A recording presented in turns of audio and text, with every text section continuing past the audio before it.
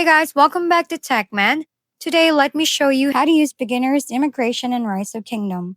In Rise of Kingdoms, the Beginner's Immigration item was designed to give new players a fresh start by allowing them to move through their city to a different kingdom before reaching City Hall level 8. When creating a new account, players would receive a Beginner's Immigration passport along with two beginner teleports, letting them relocate to a nascent kingdom.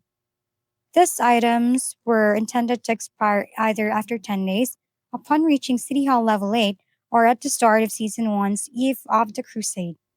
Players could use this feature to strategically position their city in outer provinces. However, this item has since been removed from the game, making it completely unobtainable. Even if someone somehow has the item, it is now unusable. If we've been helpful, kindly give us a thumbs up. And don't forget to hit the subscribe and bell button for more contents. For any questions and suggestions, comment down below.